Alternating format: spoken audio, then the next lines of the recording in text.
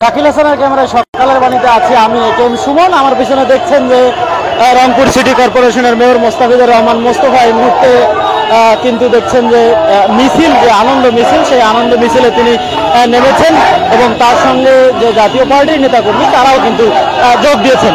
আসলে city mayor Mostafizur Rahman Mostafa, আমরা জানি যে কোটা সংস্কার যে আন্দোলন, চলমান যে কোটা সংস্কার আন্দোলন ছিল, সেই চলমান কোটা সংস্কার আন্দোলনের কিন্তু মধ্য দিয়ে আজকে বাংলাদেশে আওয়ামী লীগের সরকারের প্রধান ছিলেন প্রধানমন্ত্রী শেখ হাসিনা, তিনি কিন্তু কিছুক্ষণ আগে অর্থাৎ দুপুর 2:30টার দিকে কিন্তু বাংলাদেশ ত্যাগ করেছেন এবং এর মধ্য দিয়ে বাংলাদেশে আবারও কিন্তু যারা শিক্ষার্থী রয়েছেন তারা বলবার চেষ্টা করছেন যে এই দেশে আবারও কিন্তু নতুন করে স্বাধীনতার যে মর্ম সেটি কিন্তু স্বাদ পেল, এমনটি কিন্তু বলার চেষ্টা করছে মিছিল। আপনারা সবাই জানেন যে আমার নামে রংপুর পুলিশ লাইন স্কুলে, রংপুর পুলিশ লাইন যে লাইনটি রয়েছে এর নম্বর 353 নম্বরে 40 নম্বর আসামি করা হয়েছিল আমাকে।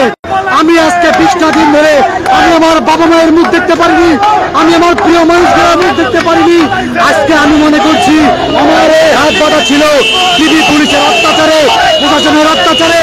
আজকে আমি স্বাধীন মুক্ত, আজকে আমি রাজপথে যে উল্লাস করছি, এই উল্লাস আমি সারা দেশবাসীর সাধারণ ছাত্রদের মাঝে এই উল্লাস বিতরণ করছি এবং সেই সাথে আমার ভাই আবু সাইদের রক্ত কখনো বিধা যেতে পারে না এবং আমরা বিধা যেতে দেইনি। এই রংপুরে তার জন্য গণপ্রতিরোধ গড়ে তুলেছিল সাধারণ শিক্ষার্থীরা এবং সাধারণ সামাজিক সংগঠন এবং সাংবাদিক। আমরা আপনাদের প্রতি অভিনন্দন জানাই। আমাদের বস্তুনিষ্ঠ সংবাদগুলো আপনাদের মাধ্যমে, এই সকাল নিউজের মাধ্যমে আমরা দেখতে পেরেছি। আমরা প্রাণ বলে আপনাদের জন্য দোয়া করি। আগামী দিনেও সত্য সঠিক নিউজের পিছনে আপনারা থাকবেন, গণমানুষের পক্ষে থাকবেন। ধন্যবাদ। কথা শুনছিলাম আসলে শিক্ষার্থীর। এই মুহূর্তে আমরা রয়েছি রংপুর সিটি কর্পোরেশনের গেটের সামনে। এখানে কিন্তু রংপুর সিটি কর্পোরেশনের যে মেয়র রয়েছেন মোস্তাফিজুর রহমান মোস্তফা, তিনি আসবেন এবং তিনি কিন্তু এখন সিটি কর্পোরেশনের যে প্রধান ফটক রয়েছে সেই প্রধান ফটকের ঠিক সামন দিয়ে কিন্তু তিনি কিন্তু প্রবেশ করবেন বলে আমাদের কাছে জানা হয়েছে।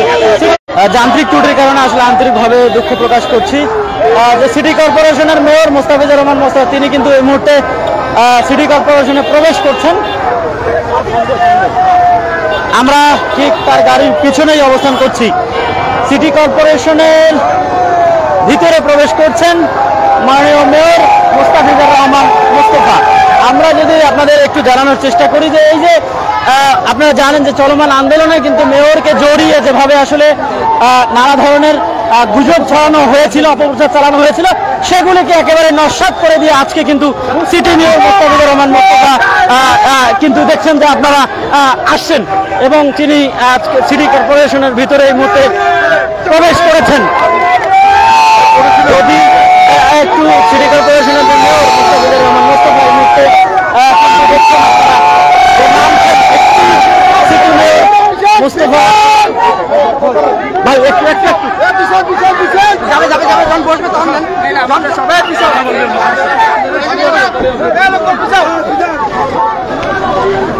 আরে তোমরা তো জায়গাটা দিলে না রে।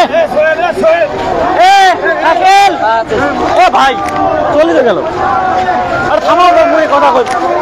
এই সিটি কর্পোরেশনের মেয়র মোস্তাফিজুর রহমান মোস্তফা, আমি একটু তার অনুভূতি এবং তার আজকে বিজয় মিছিল এটির বিষয়ে একটু কথা বলার চেষ্টা করব।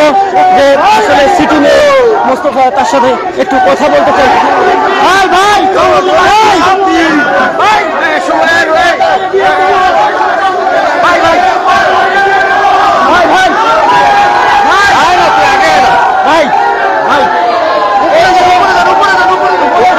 ভালোভাবে সবাই আছে।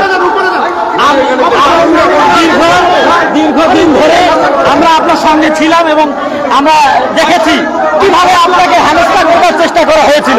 এখন কি বলতে চান আজকে এসে? আসলে কোনো রক্তই বৃথা যায় না, আবু সাইদের রক্ত বৃথা যায়নি, মুগ্ধর রক্ত বৃথা যায়নি। এই ধরনের কত হাজার ছাত্রদের যে আত্মত্যাগ, তাদের বিনিময়ে দুঃশাসনের অবসান হয়েছে। এই দুঃশাসন দীর্ঘ 15-20 বছর থেকে স্টিম রোলার চালানো হয়েছে। মাত্র 10% লোক 90% মানুষকে কণ্ঠরোধ করেছে। এই দুঃশাসনের অবসান এখানে আমিও বাদ না, আমিও দুঃশাসনের শিকার। আজকে আমি আওয়ামী লীগ করি না, এটা আমার বড় অন্যায়। আমি ছাত্রদেরকে সহযোগিতা করছি, এটা আমার অন্যায়। আমি ছাত্রদেরকে দেখতে গেছি মেডিকেলে, এটা আমার অন্যায়। তো এই অন্যায় আমি যেটা আমার দায়িত্ব মনে করেছি নগর পিতা হিসাবে, সেই দায়িত্ব আমি পালন করেছি।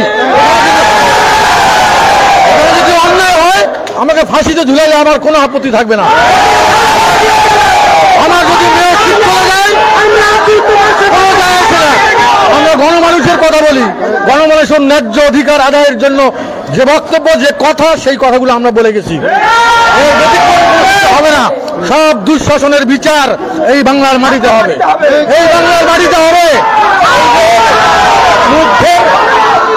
মুগ্ধের যে পানি, যে মুগ্ধর পানি বিতরণ করার জন্য আপনাকে হেনস্থা করা হয়েছিল, আগামী দিনের জন্য এরকম কোন আন্দোলন আসে, আপনি আবারও সেই মুগ্ধর পানি বিতরণ করবেন কিনা? আমি ইনশাআল্লাহ আমি বেঁচে থাকি, সামনের কাতারে থেকে এই নেতৃত্ব দেবো।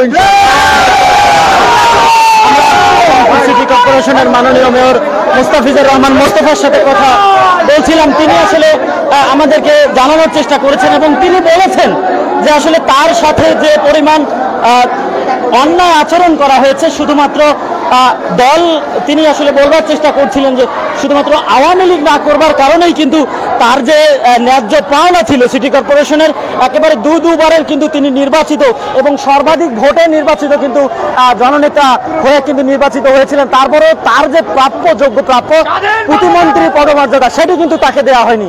এবং আজ আমরা যে যারা নেতাকর্মীরা রয়েছেন তাদের সাথে কথা বলবার চেষ্টা করছি।